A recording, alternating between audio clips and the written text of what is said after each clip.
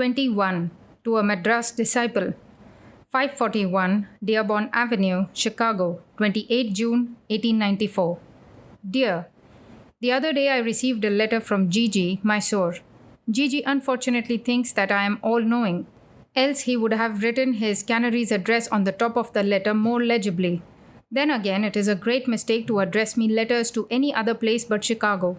It was my mistake, of course, at first, because I ought to have thought of the fine buddhi, intellect of our friends who are throwing letters at me anywhere they find an address at the top. But tell our Madras Brihaspatis, that is, wise fellows, that they already knew full well that before their letters reach, I may be 1,000 miles away from that particular place. For I am continuously traveling.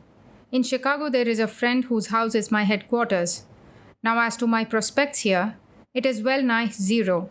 Why? Because although I had the best purpose, it has been made null and void by these causes. All that I get about India is from Madras letters. Your letters say again and again how I am being praised in India, but that is between you and me, for I never saw a single Indian paper writing about me, except the 3 square inches sent to me by Alasinga. On the other hand, everything that is said by Christians in India is sedulously gathered by the missionaries and regularly published, and they go from door to door to make my friends give me up. They have succeeded only too well, for there is not one word for me from India. Indian Hindu papers may laud me to the skies, but not a word of that ever came to America, so that many people in this country think me a fraud. In the face of the missionaries and with the jealousy of the Hindus here to back them, I have not a word to say. I now think it was foolish of me to go to the parliament on the strength of the urging of the Madras boys. They are boys after all.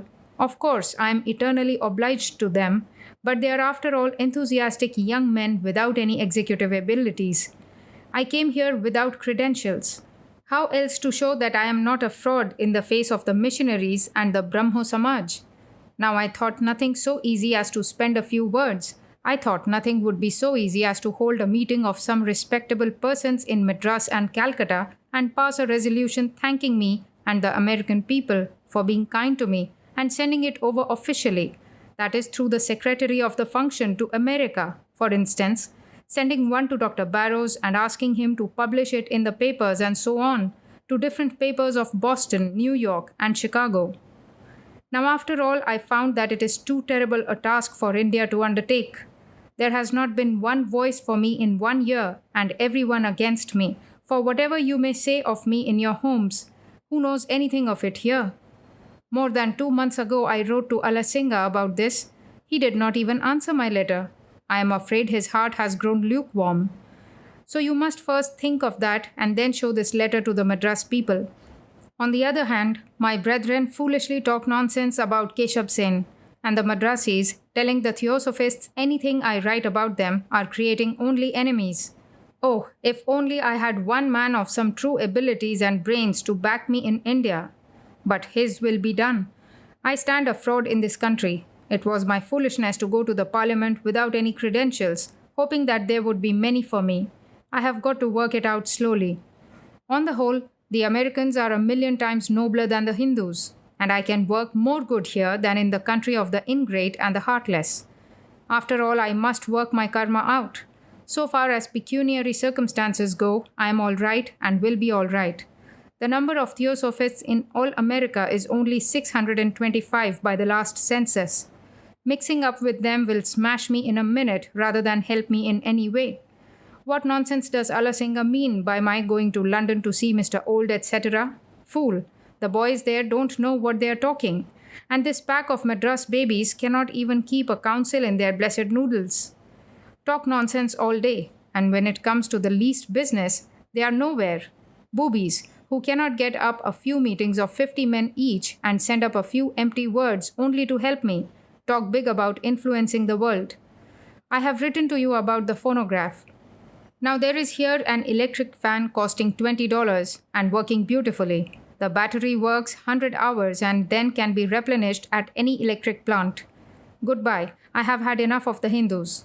Now his will be done. I obey and bow down to my karma. However, do not think me ungrateful. The Madras people have done for me more than I deserved and more than was in their power.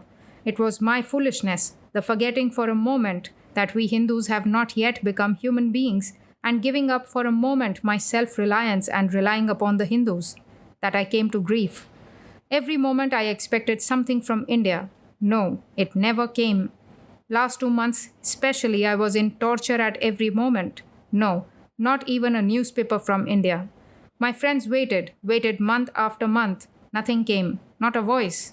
Many consequently grew cold and at last gave me up. But it is the punishment for relying upon man and upon brutes. For our countrymen are not men as yet. They are ready to be praised, but when their turn comes even to say a word, they are nowhere. My thanks eternal to the Madras young men. May the Lord bless them forever. America is the best field in the world to carry on my idea, so I do not think of leaving America soon. And why? Here I have food and drink and clothes, and everybody so kind, and all this for a good few words. Why should I give up such a noble nation to go to the land of brutes and ingrates and the brainless boobies held in eternal thraldom of superstitious, merciless, pitiless wretches? So goodbye again. You may show this letter to the people with discretion, even Alasinga, upon whom I built so much. By the by, will you kindly send up a few copies of the sketch of Ramakrishna Paramahamsa's life written by Mazumdar to Chicago? They have lots in Calcutta. Don't forget the address 541 Dearborn Avenue, North Street, Chicago, or care of Thomas Cook, Chicago. Any other address would cause much delay and confusion as I am continually traveling, and Chicago is my headquarters, although even this much did not come to the brains of our Madras friends. Kindly give Gigi, Alasinga, Secretary, and all others my eternal blessings. I am always praying for their welfare, and I am not in the least displeased with them, but I am not pleased with myself. I committed a terrible error of calculating upon others' help once in my life, and I have paid for it. It was my fault and not theirs. Lord bless all the Madras people. They are at least far superior to the Bengalis, who are simply fools and have no souls, no stamina at all. Goodbye, goodbye. I have launched my boat in the waves, come what may. Regarding my brutal criticisms, I have really no right to make them. You have done for me infinitely more than I deserve. I must bear my own karma, and that without a murmur. Lord bless you all. Yours truly, Vivekananda. P.S. I am afraid Alasinga's college has closed, but I have no intimation of it, and he never gave me his home address. Kiddy has dropped out, I am afraid. V. 22. To Mrs. George W. Hale, care of Dr. E. Guernsey, Fishkill Landing, New York, July 1894.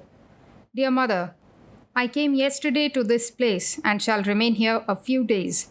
I received in New York a letter from you but did not receive any interior, for which I am glad, because I am not perfect yet. And knowing the unselfish love the Presbyterian priests, especially the interior, has for me, I want to keep aloof from rousing bad feelings towards these sweet Christian gentlemen in my heart.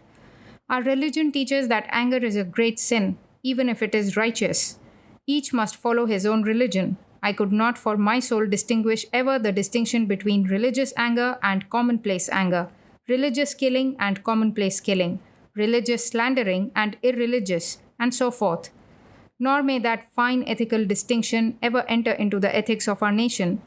Jesting apart, Mother Church, I do not care the least for the gambles these men play, seeing as I do through and through the insincerity, the hypocrisy, and love of self, and name that is the only motive power in these men.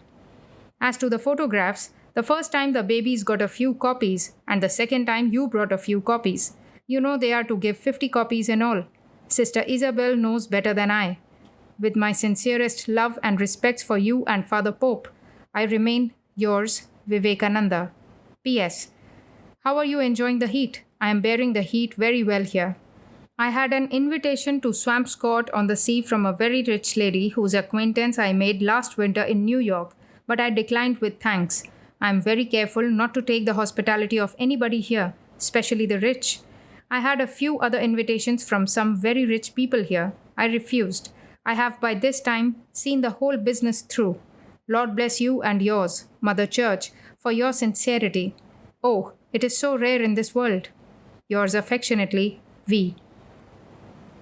23. To the Hale Sisters. About the Calcutta meeting of 5th September 1894, New York, 9th July September 1894. O my sisters, glory unto Jagadamba, Mother of the Universe. I have gained beyond expectations. The Prophet has been honored and with a vengeance. I am weeping like a child at his mercy. He never leaves his servant, sisters. The letter I send you will explain all, and the printed things are coming to the American people. The names there are the very flower of our country. The president was the chief nobleman of Calcutta, and the other man, Mahesh Chandra Nyaya Ratna, is the principal of the Sanskrit College and the chief Brahmin in all India and recognized by the government as such. The letter will tell you all. O sisters, what a rogue am I that in the face of such mercies sometimes the faith totters. Seeing every moment that I am in his hands, still the mind sometimes gets despondent. Sister, there is a God, a father, a mother who never leaves his children. Never, never, never. Put uncanny theories aside and becoming children take refuge in him. I cannot write more. I am weeping like a woman. Blessed, blessed art thou, Lord God of my soul. Yours affectionately, Vivekananda. 24. To the Hale Sisters, Swampscott, 26th July 1894. Dear babies, now don't let my letters stray beyond the circle, please. I had a beautiful letter from Sister Mary. See how I am getting the dash. Sister Jeanie teaches me all that. She can jump and run and play and swear like a devil and talk slang at the rate of 500 a minute. Only she does not much care for religion, only a little. She is gone today home, and I am going to Greenacre. I had been to see Mrs. Breed. Mrs. Stone was there, with whom is residing Mrs. Pullman and all the Golden Bugs, my old friends hereabouts. They are kind as usual. On my way back from Greenacre, I am going to Annisquam to see Mrs. Bagley for a few days. Darn it, forget everything. I had duckings in the sea like a fish. I am enjoying every bit of it. What nonsense was the song Harriet taught me, Dance La Plaine? The deuce take it. I told it to a French scholar and he laughed and laughed till the fellow was well nigh burst at my wonderful translation. That is the way you would have taught me French. You are a pack of fools and heathens, I tell you. Now are you gasping for breath like a huge fish stranded?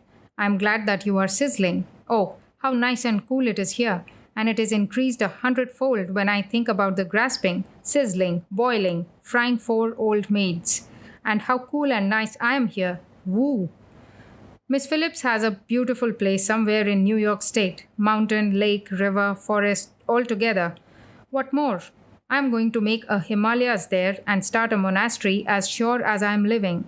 I am not going to leave this country without throwing one more apple of discord into this already roaring, fighting, kicking, mad whirlpool of American religion. Well, dear old maids, you sometimes have a glimpse of the lake and on every hot noon, think of going down to the bottom of the lake, down, down, down, until it is cool and nice, and then to lie down on the bottom, with that coolness above and around, and lie there still, silent, and just doze. Not sleep, but dreamy, dozing, half-unconscious sort of bliss, very much like that which opium brings. That is delicious, and drinking lots of iced water. Lord bless my soul, I had such cramps several times as would have killed an elephant. So I hope to keep myself away from the cold water. May you be all happy, dear Fandeseki young ladies, is the constant prayer of Vivekananda. 25. To the Hale Sisters, Greenacre, 11th August, 1894. Dear sisters, I have been all this time in Greenacre. I enjoyed this place very much. They have been all very kind to me. One Chicago lady, Mrs. Pratt of Kenilworth, wanted to give me $500. She became so much interested in me, but I refused. She has made me promise that I would send word to her whenever I need money, which I hope the Lord will never put me in. His help alone is sufficient for me. I have not heard anything from you nor from Mother. Neither have I any news from India as to the arrival of the phonograph.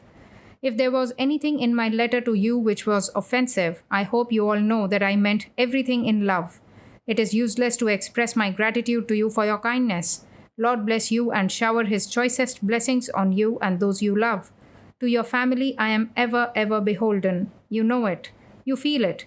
I cannot express it. On Sunday I am going to lecture at Plymouth at the Sympathy of Religions meetings of Colonel Higginson. Herewith I send a photograph Cora Stockham took of the group under the tree. It is only a proof and will fade away under exposure, but I cannot get anything better at present. Kindly tender my heartfelt love and gratitude to Miss Howe.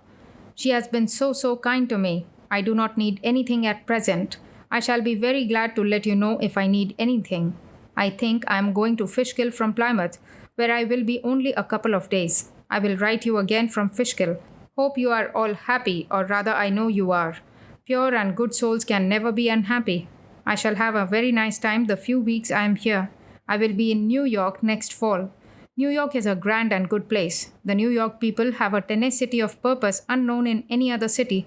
I had a letter from Mrs. Potter Palmer asking me to see her in August. She is a very gracious and kind lady, etc. I have not much to say. There is my friend Dr. Janes of New York, president of the Ethical Culture Society, who has begun his lectures. I must go to hear him. He and I agree so much. May you be always happy. Ever your well-wishing brother, Vivekananda. 26. To Miss Mary Hale, care of Mrs. Bagley, Annisquam, 31st August, 1894. Dear Sister, the letter from the Madras people was published in yesterday's Boston Transcript. I hope to send you a copy. You may have seen it in some Chicago paper. I am sure there is some mail for me at Cook and Sons. I shall be here till Tuesday next at least, on which day I am going to lecture here in Annisquam. Kindly inquire at Cook's for my mail and send it over at Annisquam. I had no news of you for some time. I sent 2 pictures to Mother Church yesterday and hope you will like them. I am very anxious about the Indian mail. With love for all, I am your ever affectionate brother, Vivekananda. P.S. As I do not know where you are, I could not send something else which I have to send over to you. V. 27. To Mr. Leon Landsberg, Hotel Bellevue, Boston, 13th September 1894. Dear Leon, forgive me, but I have the right as your guru to advise you, and I insist that you buy some clothes for yourself, as the want of them stands in the way of your doing anything in this country. Once you have a start, you may dress in whatever way you like. People do not object. You need not thank me, for this is only a duty. According to Hindu law, if a guru dies, his disciple is his heir, and not even his son, supposing him to have had one before becoming a sannyasin. This is, you see, an actual spiritual relationship, and none of your Yankee tutor business. With all blessings and prayers for your success, yours, Vivekananda. 28. To Miss Mary Hale, Hotel Bellevue, Beacon Street, Boston, 13th September 1894. Dear Sister, your kind note reached me this morning. I have been in this hotel for about a week. I will remain in Boston some time yet. I have plenty of gowns already, in fact, more than I can carry with ease. When I had that drenching in Annisquam, I had on that beautiful black suit you appreciate so much, and I do not think it can be damaged anyway. It also has been penetrated with my deep meditations on the Absolute. I am very glad that you enjoyed the summer so well.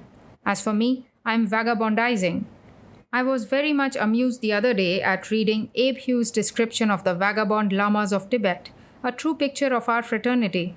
He says they are queer people. They come when they will, sit at everybody's table, invitation or no invitation, live where they will, and go where they will. There is not a mountain they have not climbed, not a river they have not crossed, not a nation they do not know, not a language they do not talk. He thinks that God must have put into them a part of that energy which makes the planets go round and round eternally. Today this vagabond lama was seized with a desire of going right along scribbling, and so I walked down and, entering a store, bought all sorts of writing material and a beautiful portfolio which shuts with a clasp and has even a little wooden inkstand. So far it promises well. Hope it will continue.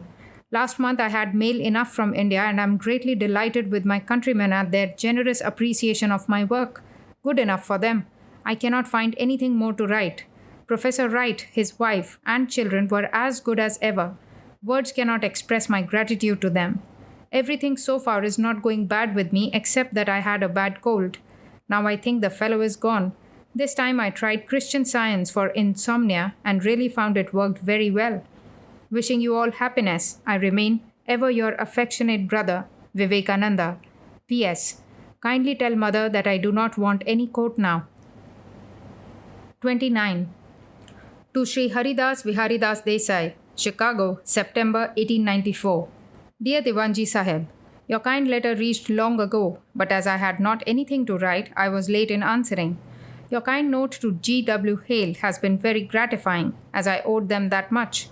I have been traveling all over this country all this time and seeing everything.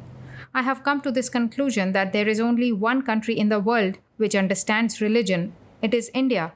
That with all their faults, the Hindus are head and shoulders above all other nations in morality and spirituality, and that with proper care and attempt and struggle of all her disinterested sons, by combining some of the active and heroic elements of the West with the calm virtues of the Hindus, there will come a type of men far superior to any that have ever been in this world. I do not know when I come back, but I have seen enough of this country, I think, and so soon will go over to Europe and then to India. With my best love, gratitude to you and all your brothers, I remain yours faithfully, Vivekananda. 30.